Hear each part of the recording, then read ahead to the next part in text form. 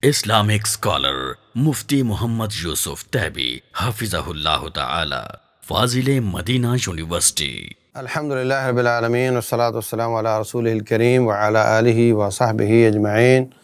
اشہد ان لا الہ الا اللہ وحدہ لا شریک لہ واشہد ان محمدا عبدہ ورسولہ صلی اللہ علیہ وسلم.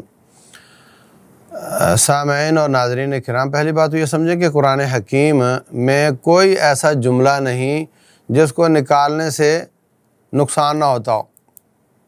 اس کے ہر جملے کی وہاں ضرورت ہے جہاں وہ ہے. تو اس میں کچھ ایسے اضافے نہیں کہ جن کے بغیر گزارا ہو اور ہم سمجھیں کہ اس کو مختصر کیا جا سکتا ہے یا یہ کہ اس کا کوئی خلاصہ کیا جا سکتا ہے، بلکہ قرآن حکیم خود خلاصوں کا خلاصہ ہے اور اس میں بہت ہی جامعیت ہے، مانعیت ہے، اور ہر لفظ اور آیت اپنی اپنی جگہ پر پرفیکٹ ہے. اس کی ضرورت ہے. تو جب ہم یہ بیان کرتے ہیں کہ جناب ہم خلاصہ بیان کرنے لگے ہیں، تو یہ مجھے تو سچی بات ہے گستاخی سی لگتی ہے کہ قرآن کا خلاصہ کیسے ہو سکتا ہے. تو قرآن حکیم کے مضامین کا خلاصہ ہم کہہ سکتے ہیں کہ اس کو پورے طریقے سے بیان نہ کیا جائے تو اس کو ہلکا اور آہستہ اور تھوڑا کر کے تھوڑے وقت میں ایک تصور دے دیا جائے کہ جو آیات ہم نے آج پڑھی ہیں ان میں کیا کچھ بیان ہوا ہے. تو شروع کرتے ہیں. پہلے اعوذ باللہ من الشیطان الرجیم، بسم اللہ الرحمن الرحیم. رسول اللہ صلی اللہ علیہ وسلم فرماتے ہیں، بلکہ خود قرآن میں ہے، فَإِذَا قَرَأْتَ الْقُرْآنَ فَاسْتَعِذْ بِاللَّهِ مِنَ الشَّيْطَانِ الرَّجِيمِ. جب تو قرآن پڑھے تو اللہ تعالیٰ سے پناہ مانگو شیطان کی شر سے. تو جب بھی قرآن پڑھو پہلے اعوذ باللہ پڑھو، پھر بسم اللہ پڑھو. لیکن اگر آپ سورت کے درمیان سے شروع کر رہے ہیں، سورت کی ابتدا سے شروع نہیں کر رہے، تو بسم اللہ آپ چھوڑ سکتے ہیں، خالی اعوذ باللہ پڑھ لیں. اور سورہ توبہ کے شروع میں بسم اللہ نازل نہیں ہوئی، اس لیے وہاں بسم اللہ نہیں پڑھی جاتی. باقی تمام صورتوں کے شروع میں بسم اللہ پڑھی جاتی ہے، اور اگر درمیان سے شروع کریں تو اعوذ باللہ کافی ہے. بسم اللہ الرحمن الرحیم، الحمدللہ رب العالمین. سورہ فاتحہ یہ شفا ہے، بیماریوں کے لیے شفا ہے. یہ سارے قرآن سے افضل صورت ہے. رسول اللہ صلی اللہ علیہ وسلم فرماتے ہیں کہ سارے قرآن سے افضل صورت سورہ فاتحہ ہے، اور سارے قرآن میں آیات کے حساب سے افضل آیت و آیت الکرسی ہے. تو یہ سب سے افضل صورت ہے. فرمایا لا صلاۃ لمن لم یقرأ بفاتحۃ الکتاب، جو فاتحہ نہیں پڑھتا اس کی نماز نہیں ہوتی. اور فاتحہ میں ہم اپنے رب سے مکالمہ کرتے ہیں. اللہ فرماتے ہیں میں نے اپنے اور بندے کے درمیان نماز کو تقسیم کیا ہے، حالانکہ تقسیم فاتحہ کو کیا ہوا ہے. تو کہا ہم نے نماز کو تقسیم کیا، ثابت کرنے کے لیے کہ فاتحہ ہی اصل میں نماز ہے. فرمایا جب بندہ کہتا ہے الحمدللہ رب العالمین، اللہ جواب دیتا ہے میرے بندے نے میری تعریف کی. بندہ کہتا ہے الرحمن الرحیم، رب ذوالجلال کہتا ہے میرے بندے نے میری بزرگی بیان کی. تو اس طریقے سے سوال جواب آگے جا کر یہ کہتا ہے اہدنا الصراط المستقیم. اللہ فرماتے ہیں اب جو اس نے مانگا میں اس کو دیتا ہوں. تو ہر نماز کی ہر رکعت میں اللہ سے مانگتے ہیں یا اللہ سیدھا راستہ دکھا دے. وہ کن کا راستہ ہے؟ جن پر تیرا احسان ہوا، انعام ہوا. اولئک مع الذین انعم اللہ علیہم من النبیین والصدیقین والشہداء والصالحین. نبی، صدیق، شہید، ان کا راستہ دکھا دے. اگر ہمیں شہداء کے راستے سے چڑ ہو اور نماز میں ہم کہیں کہ یا اللہ شہداء کا راستہ دکھا دے، تو یہ بات بڑی تناقض والی بن جاتی ہے. ہمیں ہر رکعت میں اگر نبیوں، صدیقوں اور شہیدوں کا راستہ مانگنا ہے تو پھر ہمیں ان سے چڑ نہیں رکھنی چاہیے، اس راستے پر چلنے کی کوشش کرنی چاہیے. نمبر 2 فرمایا غیر المغضوب علیہم ولا الضالین، کہ جو گمراہ ہونے والے ہیں اور جن پر رب کا غضب ہوا ان کا راستہ مت دکھانا. تو یہ بات بالکل واضح ہو گئی. رسول اللہ صلی اللہ علیہ وسلم فرماتے ہیں ضالین سے مراد عیسائی ہیں، مغضوب علیہم سے مراد یہودی ہیں. تو گویا کہ ہم شروع میں اللہ کی تعریفیں بیان کر کے خالص عبادت اس کے لیے کر کے آخر میں ہم یہ سوال کرتے ہیں کہ نبیوں، صدیقوں، شہیدوں کا راستہ دکھا دے اور یہود و نصارہ کا راستہ مت دکھانا. تو ہمیں اپنے رویے کے ساتھ بھی ان کے راستے سے بچنے کی کوشش کرنی چاہیے. رسول اللہ صلی اللہ علیہ وسلم فرماتے ہیں لَتَتَّبِعُنَّ سَنَنَ مَنْ كَانَ قَبْلَكُمْ، ایک وقت آئے گا کہ تم یہود و نصارہ کے راستے پر چل پڑو گے، حتیٰ کہ اگر وہ سانڈے کی بل میں گھس گئے تو تم بھی سوچے سمجھے بغیر گھس جاؤ گے، اور حتیٰ کہ وہ اگر کوئی ان میں سے اپنی ماں کے ساتھ منہ کالا کرتا ہے تو تم بھی کرو گے۔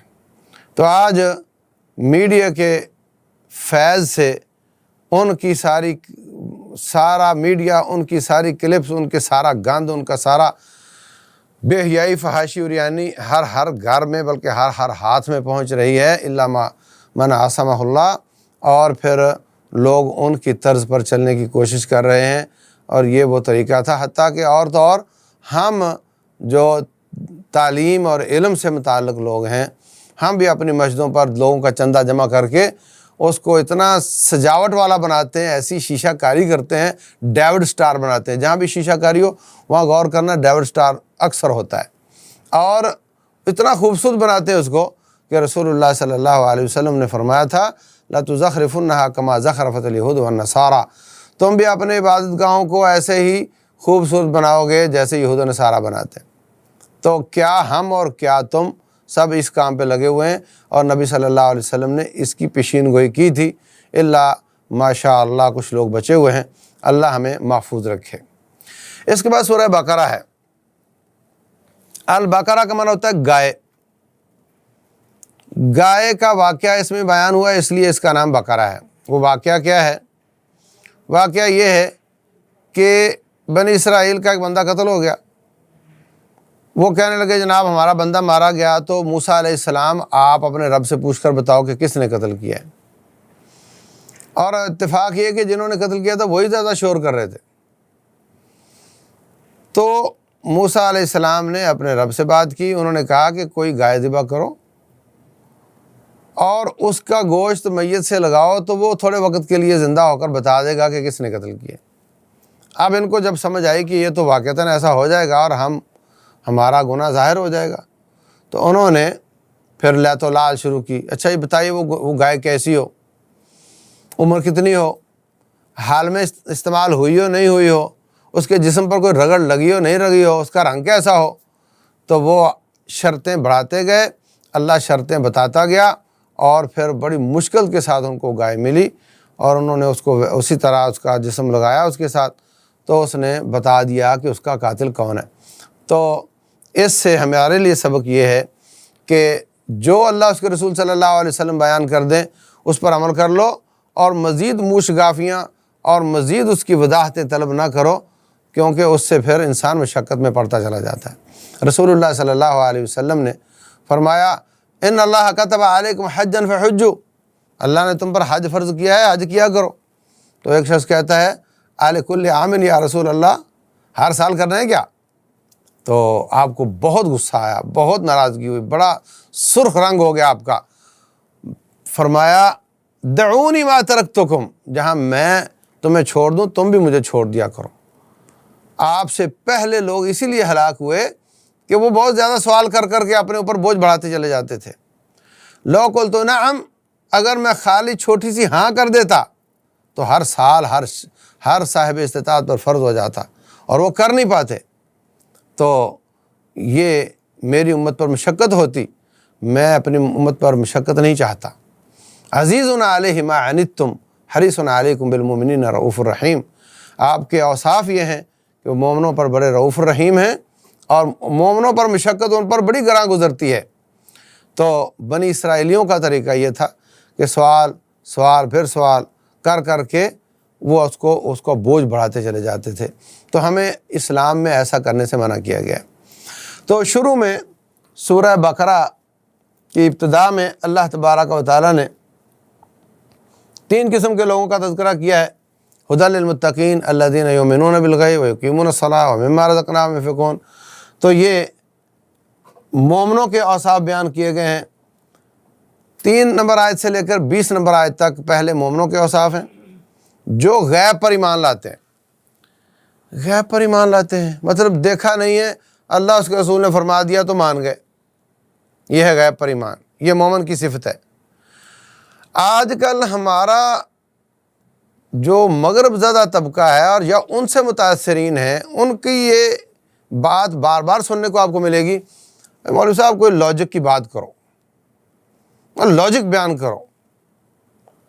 لاجک جو پوچھتا ہے وہ اس کی باڈی لینگویج یہ کہنا چاہ رہی ہوتی ہے کہ میں ایمان نہیں لاتا اللہ اس کے رسول کی بات پر، مجھے تو بتاؤ جو میری عقل کو اپیل کرے گا وہ میں مانوں گا، عقل کی بات کرو۔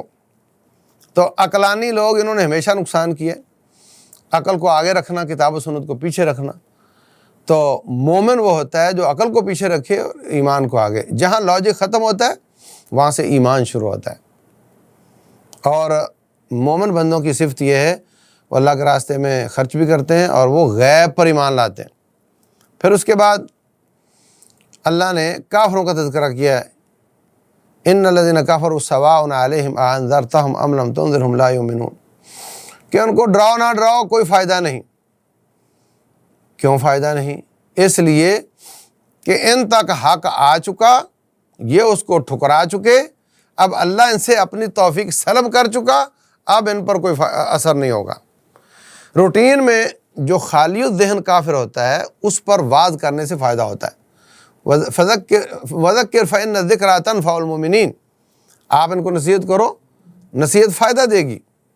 لیکن جو اللہ کی آیات آ جانے کے بعد ٹھکرا دیتا ہے، پھر اللہ اس کو سزا دیتا ہے کہ اس کو ہدایت نہیں ملتی، یہ اللہ کی سزا ہوتی۔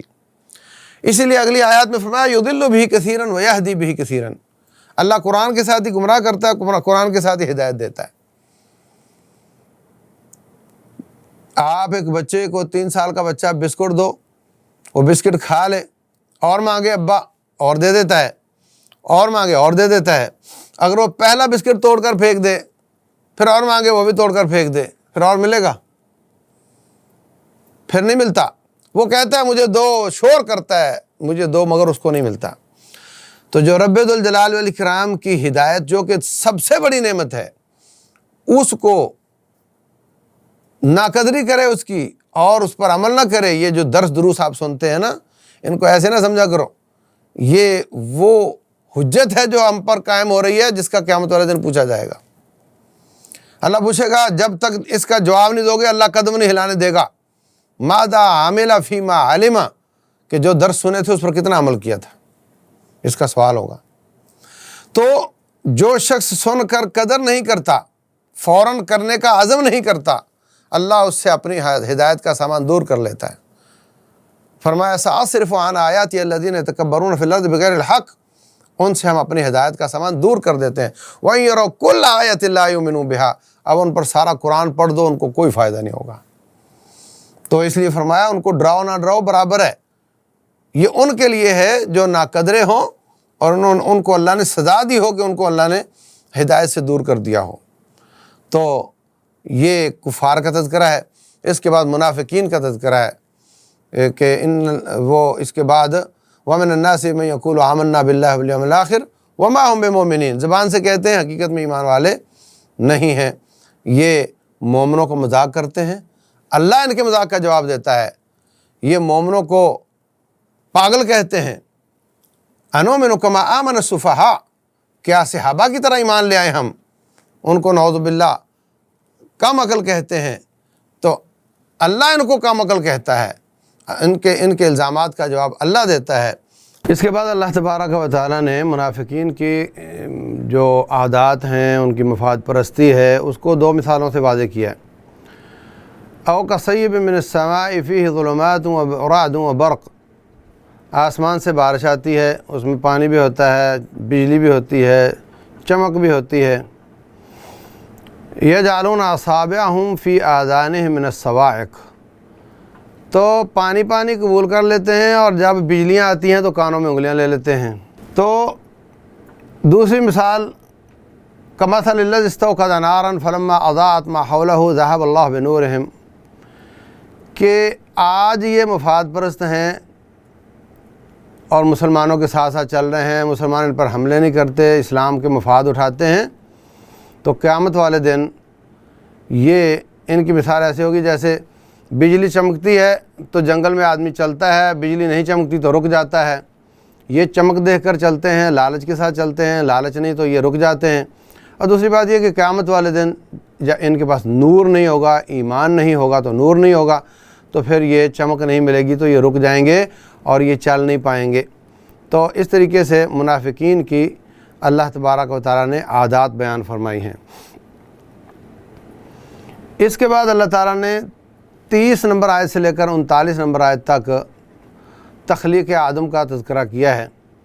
آدم علیہ السلام کے بارے میں پہلے فرشتوں سے بات کی کہ میں ایک خلیفہ بنانے جا رہا ہوں جو ایک دوسرے کے بعد آتے رہیں گے۔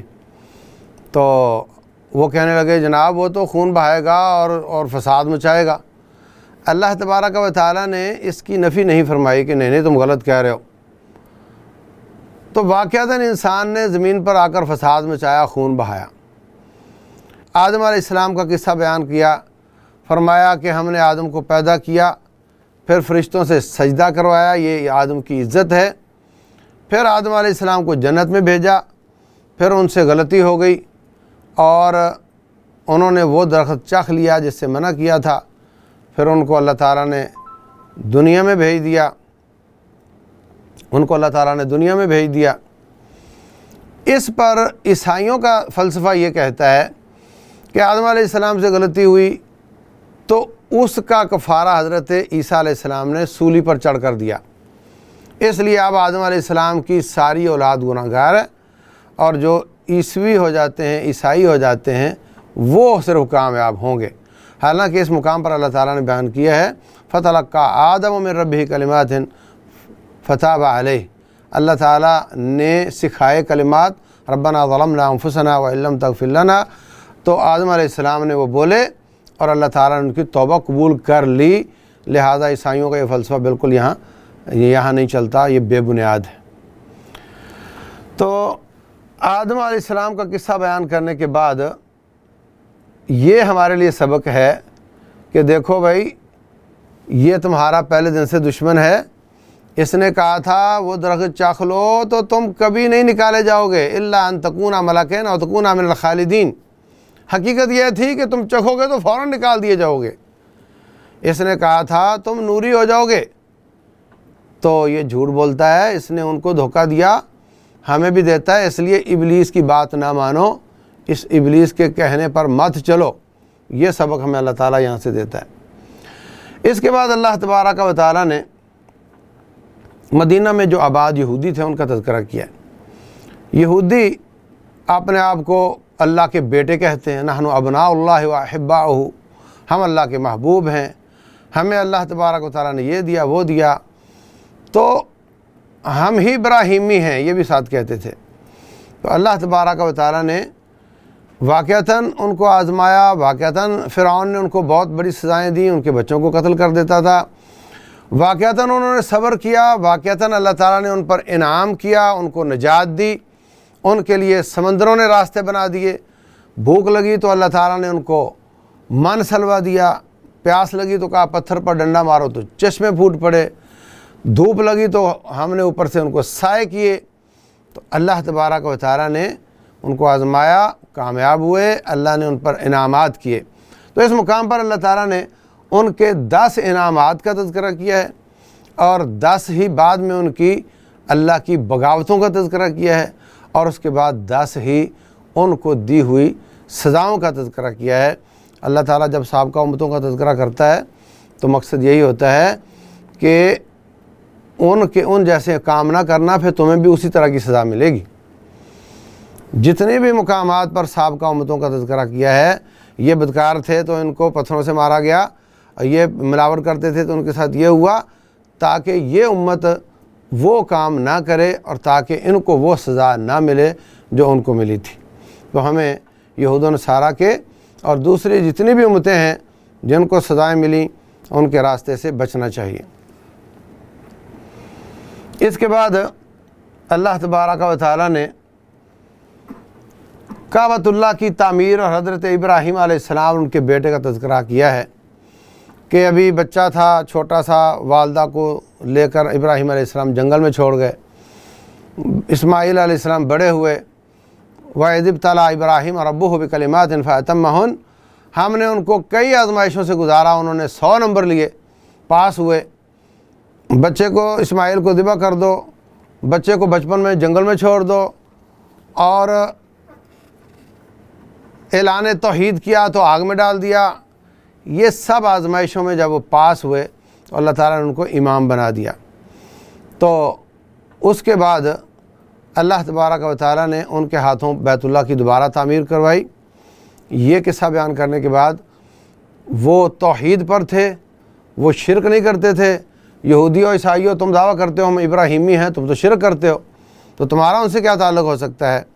یہ ساری وضاحتیں کرنے کے بعد آخر میں رب ذوالجلال والاکرام نے بلکہ اس سے پہلے حضرت سلیمان علیہ السلام کا قصہ وہ بھی بیان کیا ہے۔ وہ یہ کہ یہ لوگ کہتے تھے کہ سلیمان علیہ السلام کی جو حکومت ہے وہ پرندوں سے باتیں کر لیتے، چیونٹیوں سے باتیں کر لیتے تھے، وہ حشرات سے، درندوں پرندوں چرندوں سب سے، اور جن ان کے قبضے میں تھے اور وہ حکومت چلاتے تھے۔ تو کہا یہ سب جادو کی وجہ سے تھا۔ تو اللہ تعالیٰ نے ان کی نفی کی ہے، فرمایا ما کفر سلیمان ولکن الشیاطین کفروا، انہوں نے کفر نہیں کیا، انہوں نے جادو نہیں کیا، لیکن شیطان کفر کرتے تھے۔ اور اس میں ہاروت اور ماروت کا قصہ بیان کیا ہے۔ یہ دو فرشتے تھے، ان کو اللہ نے کوئی علم دے کر بھیجا تھا، اور اس میں کوئی کفر تھا، فائدہ مند علم تھا، دنیا کا اس میں فائدہ تھا، مگر کفر کے بغیر نہیں مل سکتا تھا۔ تو وہ آزمائش بن کر آئے تھے، وہ جو بھی سیکھنا چاہتا اس کو بتاتے تھے کہ یہ کفر ہے مت سیکھو، پھر بھی اگر کوئی سیکھتا تو سکھا دیتے تھے۔ تو وہ قصہ بیان کیا ہے، اور حضرت سلیمان علیہ السلام کے جادو کی نفی کی ہے کہ وہ بالکل ایسا نہیں کرتے تھے۔ اور اس کے بعد آخر میں ابراہیم علیہ السلام کا قصہ، اور اس کے بعد اللہ تعالیٰ نے فرمایا تلک امۃ قد خلت، یہ امت تھی گزر گئی، لہا ما کسبت، جو انہوں نے کمایا وہ ان کا ہے، وَلَكُمْ مَا كَسَبْتُمْ، جو تم کماؤ گے وہ تمہیں ملے گا، وَلَا تُسْأَلُونَ عَمَّا كَانُوا يَعْمَلُونَ، جو وہ کرتے تھے اس کا تم سے سوال نہیں ہوگا۔ اس بات کو ہمیں پلے باندھ لینا چاہیے۔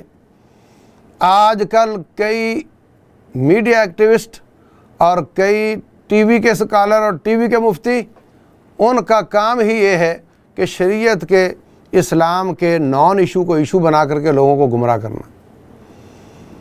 نان ایشو کیا ہے؟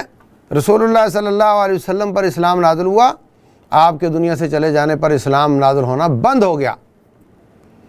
اب کوئی ان کی وفات کے بعد کے واقعات کو اجاگر کر کے اس پر اپنی دین کی بنیاد رکھتا ہے تو وہ دین نہیں ہے۔ اب آپ دیکھ لو، بعض لوگوں کا موضوع ہی یہ ہوگا حسین بن علی رضی اللہ عنہ، واقعہ کربلا، حضرت معاویہ اور حضرت علی کے معاملات، ان میں کیا جھوٹ کیا سچ، کون سچا کون جھوٹا، کون باغی کون حق پر، اسی پر ہی وہ اپنا سارا کام چلاتے ہیں، اسی بنیاد پر حق اور باطل کی لڑائی بنا دیتے ہیں اس کو۔ اور ان کا عقیدہ کیسا ہے، ان کے عمل کیسے ہیں، ان کی پاکی بلیدی کے مسائل کیسے ہیں، ان کو دین کا کتنا پتہ ہے، ان کو نماز آتی نہیں آتی، اس سے کوئی غرض نہیں ہے۔ تو اللہ فرماتے ہیں وہ امت گزر گئی، جو انہوں نے کیا وہ ان سے پوچھا جائے گا، جو تم نے کیا تمہیں پوچھا جائے گا، تو تم اپنے سوال کا جواب تلاش کرو۔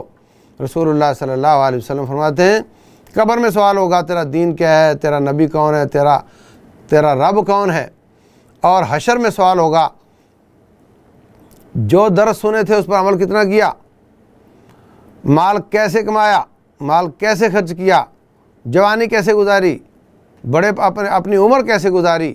یہ سوالوں کے جواب جب تک نہیں دے گا قدم نہیں ہلا سکے گا۔